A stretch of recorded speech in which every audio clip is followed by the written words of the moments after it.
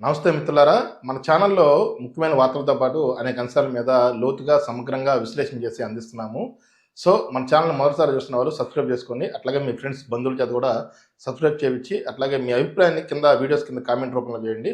Main ఏందంటే ఈ వీడియోని పూర్తిగా చూడండి. అప్పుడే వార్త అనాలిసిస్ ఏదైతే ఉందో దాని పూర్తి సారాంశం మీకు అర్థమవుతుంది. తర్వాత వీడియోస్‌ని లైక్ చేసి వీలైనంత ఎక్కువ మందికి షేర్ చేయండి.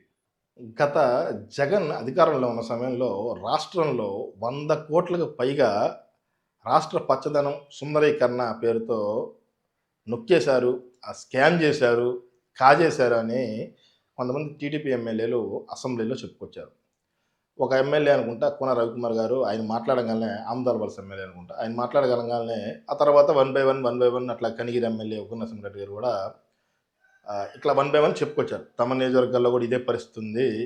సో, విచారణ జరిపించాలని ఈ ఎమ్మెల్యేలంతా డిమాండ్ చేశారు. వీళ్ళు ఏంటంటే శాసనసభ సంఘం ఏర్పాటు చేయాలి, దీని మీద విచారణ జరిపించాలి, 100 కోట్లు స్కామ్ చేసింది వైసీపీ గవర్నమెంటు అని వీళ్ళందరూ గట్టిగా చెప్పుకొచ్చిన పరిస్థితి అయితే ఉంది. దీనికి మంత్రి నారాయణ కూడా రిప్లై ఇచ్చారు. ఆయన ఏం చెప్పారంటే శాసనసభలో దీనికి ప్రభుత్వం దగ్గర కొంత విజిలెన్స్ రిపోర్ట్ ఉంది. సో, ప్రభుత్వంతో మాట్లాడి దీని మీద ఏ నిర్ణయం తీసుకునేది ప్రభుత్వం కొద్ది రోజుల్లో అనౌన్స్ చేసే అవకాశం ఉంది. సో, అని చెప్పి ఆయన సభాపతి ద్వారా ఈ రిప్లై ఇచ్చారు ఈ ఎమ్మెల్యేలందరికీ. సో, ఇక్కడ ఎమ్మెల్యేలు ఇంకో విషయాన్ని మర్చిపోతున్నారు. గతంలో వైసీపీలో ఇదే కాదు వేరే స్కామ్లు కూడా జరిగినాయి. అప్పట్లో ఎవరైతే ఈ షిరిడి సాయి ఎలక్ట్రికల్స్ ఉందో, ఇప్పుడు అసలు వాస్తవానికి కరెంటు బిల్లులు విపరీతంగా వస్తున్నాయి.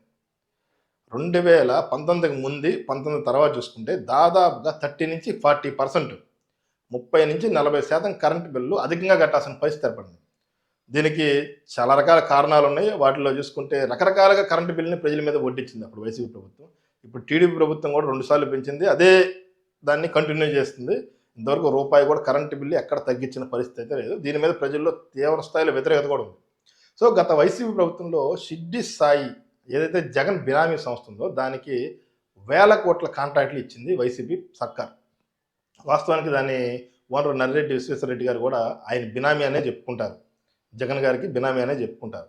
దాని మీద కనీసం ఇప్పుడున్న టీడీపీ ప్రభుత్వం ఒక్క మాట కూడా మాట్లాడదు. విద్యుత్తుకు సంబంధించిన దాంట్లో జరిగిన స్కామ్లో దాదాపు 35,000 నుంచి 40,000 కోట్ల స్కామ్ జరిగిందని ఆరోపణలు ఉన్నాయి. ఒక్క మాట కూడా టీడీపీ గవర్నమెంట్ కానీ అటు వైసీపీ నేతలైతే మాట్లాడరు. సో, టీడీపీ గవర్నమెంట్ అన్నా మాట్లాడాలి, టీడీపీ ఎమ్మెల్యేలను మాట్లాడాలి, మంత్రులైనా మాట్లాడాలి. కానీ ఈ టీడీపీ మంత్రులు కానీ కూటమి ప్రభుత్వంలో కూడా ఒక్కళ్ళు కూడా దానితో మాట్లాడరు. 35,000 నుంచి 40,000 కోట్ల స్కామ్ జరిగితే దాన్ని వదిలేసి 100 కోట్ల స్కాము, 150 కోట్ల స్కామ్, ఇలాంటి చిన్న చిన్న విషయాలు బట్టి వీటి మీద కూడా జరగాలి, విచారణ జరగాలి. రూపాయి ఎప్పుడైనా కానీ అందులో తప్పులేదు. 100 కోట్ల స్కామ్ ఎంత పట్టుబడుతున్న వాళ్ళు దాదాపు 35,000 కోట్ల పైన స్కామ్ జరిగితే ఎందుకు దాన్ని వదిలేస్తున్నారు? ఎలక్షన్స్ ముందు టీడీపీ ఏదైతే షిరిడి సాయి సంస్థ దాంతో లాలుచి పడిందనే విషయం అందరికీ ఓపెన్గా తెలిసిన విషయమే. అధికారంలోకి వచ్చిన తర్వాత కూడా ఇంకా దాన్నే కంటిన్యూ చేస్తున్నారు. ఆ పాపమే కదా ఇప్పుడు కరేడ్లో నడుస్తుంది. ఇండోసోల్ ప్రాజెక్టు పేరుతో కరేడ్లో అక్కడ 2 పంటలు పండించే 2-3 పంటలు పండించే సారవంతమైన భూమిని ఇప్పుడు ఇండోసాల్ ప్రాజెక్టు కోసం అని చెప్పి ప్రభుత్వం దారదత్తం చేయడానికి అక్కడ ప్రజలు వద్దని చెప్పి ఉద్యమం చేస్తున్నా కానీ పట్టించుకోకుండా ప్రభుత్వం మొండిగా ముందుకెళ్తుంది. సో, ఇదంతా జరగడానికి గత వైసీపీ ప్రభుత్వం చేసిన 1000 కోట్ల కాంట్రాక్ట్లు ఏదైతే ఇచ్చిందో ఆ స్కామే. 2019 ముందు వరకు చిన్న స్థాయి షిరిడి సాయి సంస్థ జగన్ దిగిపోయేది. 2024 వచ్చేతలకి దేశంలోనే ఒక పేరు మోసిన సంస్థగా ఎదిగిందంటే దానికి జగనే కారణం అని చెప్పాలి. ప్రభుత్వం 100 కోట్లు, ఈ 100 కోట్ల స్కామ్ ఏదైతే మీరు విచారణ జరిపించాలంటున్నారో అట్లాగే ఆ 35,000 నుంచి 40,000 కోట్ల ఏదైతే స్కామ్ జరిగిందో వాటిని కూడా విచారణ చేసి దాన్ని కూడా ప్రజల ముందు పెట్టండి. ఇట్లా జరిగిందని చెప్పి. అది చేయకుండా ఈ చిన్న వాటిని పట్టుకుంటే ఉపయోగం ఏముంది? ఈ విషయాన్ని ఎమ్మెల్యేలు, మంత్రులు, ప్రభుత్వం ఆలోచించి నిర్ణయం తీసుకోవాల్సిన అవసరం అయితే ఉంది.